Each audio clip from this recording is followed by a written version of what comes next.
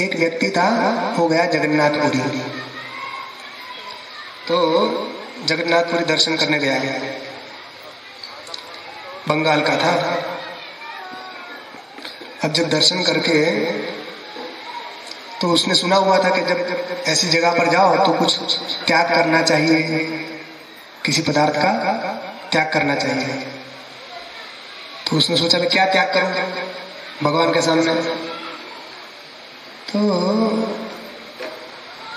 उसने सुना कि बहुत सारे लोग मांस की निंदा करते हैं कि मांस नहीं खाना चाहिए, नहीं खाना चाहिए। तो चलो एक काम करते हैं, मांस को छोड़ देते हैं, मांस खाना छोड़ देते हैं। तो उसने वहाँ मन से संकल्प किया कि आज से मैं मांस नहीं खाऊंगा, मांस नहीं खाऊंगा। और घर आ गया।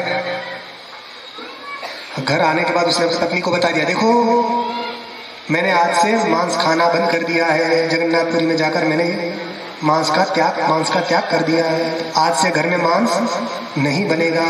पत्नी बड़ी खुश हो गई कि चलो हम तो कब से कह रहे थे, आज जाके इनकी अकल ठिकाने आई। क्योंकि पत्नी नारी जो होती है वो इन सब चीजों से दूर रहने का ज्यादा प्रयत्न करती है, मगर कईयों के पति ऐसे होते हैं दुष्ट कि नहीं बना, बेचारी को बनाना पड़ता है मजबूरी में, कहाँ जाए। तो वो तो खुश हो गई कि चलो। अब एक दिन क्या हुआ, कुछ दिन तक तो मांस नहीं बना। एक दिन उनके घर मेहमान आए तो वो मांसाहारी थे।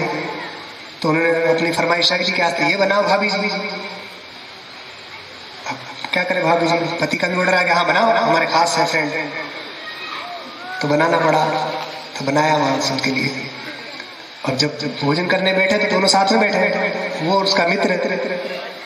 अब पत्नी आई परोसने के लिए, तो पति को तो जो भोजन बनाया था अन्न वाला वो खिलाया, वो परोस दिया। और जो मेहमान आया था उसके लिए मांस जो अच्छा बना था तो वो लेकर आई और उसको मांस परोसने लगी, उसको परोस दिया मेहमान को। और जाने लगी तो अपने पति ने पत्नी से कहा, अरे कहाँ जा रही हो, कि क्या हुआ, मुझे भी थोड़ा दे दो।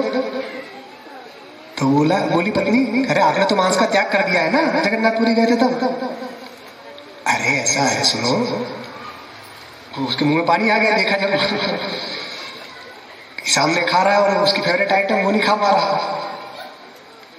तो उसने कहा कि ऐसा है, सुनो, मैंने मांस का त्याग किया है, उसके रस का त्याग नहीं किया है, तो टुकड़े टुकड़े अलग कर दो, रसा रसा आने दो।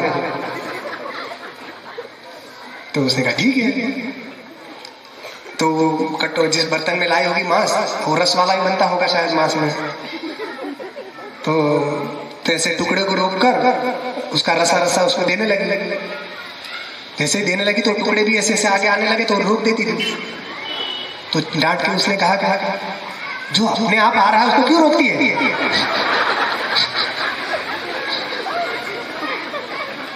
जो अपने आप आ रहा है उसको आने दे। तो उसकी पत्नी ने कहा कि बहुत नाटक मत करो, खाना ये तो लो, खाओ। क्यों नाटक कर रहे हो, रस दो और ये दो, अपने आप आ रहा है। तो मन से तो छोड़ा नहीं और बाहर से छोड़ने का नाटक कर रहे हैं। तो ऐसा व्यक्ति स्थित प्रज्ञ नहीं है। इंद्रियों के अर्थ को उसने हटा तो दिया इंद्रियों से, इंद्रियों के विषयों को और इंद्रियों को उसने अलग कर दिया, इंद्रियों को रोका तो सही, मगर उसका रस उसमें से नहीं गया, उसकी आसक्ति नहीं गई। इसके कारण जब वो पदार्थ सामने आया तो फिर उसकी मन में इच्छा होगी कि चलो खा ले। और जिसने मन से त्याग किया होता तो उसके सामने पदार्थ आता तो भी नहीं छोड़ता। तो वस्तुतः त्याग की जो बात आती है कि जहाँ अच्छे स्थान में जाते हैं, विशिष्ट स्थान में जाते हैं, तो वहाँ त्याग करना चाहिए। वो त्याग का मतलब किसी पदार्थ का ही त्याग करने का तात्पर्य नहीं है। कुछ लोग होते हैं ना, कुछ त्याग करते हैं, आज से हम आलू नहीं खाएंगे, आज से हम बैंगन नहीं खाएंगे, कुछ कहते हैं आज से हम नारियल नहीं खाएंगे, कुछ तो कुछ ऐसा बना लेती है महिलाएं, कुछ हम वो नहीं खाएंगे, दाल नहीं खाएंगे, कुछ कहते हैं हम चावल नहीं खाएंगे। कई लोगों को जो अच्छा नहीं लगता वही कहते कि आज से हम ये नहीं खाएंगे। तो वो उसका भौतिक रूप है त्याग का। वस्तुतः जो त्याग की बात है वो ये है कि हम जो भगवान के वहां जाकर हम अपने कर्मों के फल का त्याग करें। जो त्याग का तात्पर्य है कर्म फल का त्याग। हमने जो भी सत्कर्म किए हैं वो भगवान को समर्पित कर दो, कि आपके चरणों में समर्पित करते हैं, कृष्णा अर्पणमस्तु, है ना। तो सारे कर्मों के जो फल है वो भगवान को अर्पित कर दीजिए। तो फल का त्याग करने का होता है, कोई कहते हम सेब नहीं खाएंगे, कोई हम केला नहीं खाएंगे। तो फल का तात्पर्य वही फल नहीं है, फल का तात्पर्य कर्म के फलों का त्याग करो, अर्थात उसमें आसक्ति आपकी फिर नहीं रहेगी। आपकी जेब में रुपया है, आपने भगवान को अर्पित कर दिया, फिर उस रुपये में आपका अभिमान रहेगा। इसी प्रकार हमें कर्म का फल का त्याग करना चाहिए। तो रस ये नहीं जाता है, तो जिसने ब्रह्म साक्षात्कार कर लिया उसका रस भी चला जाता है।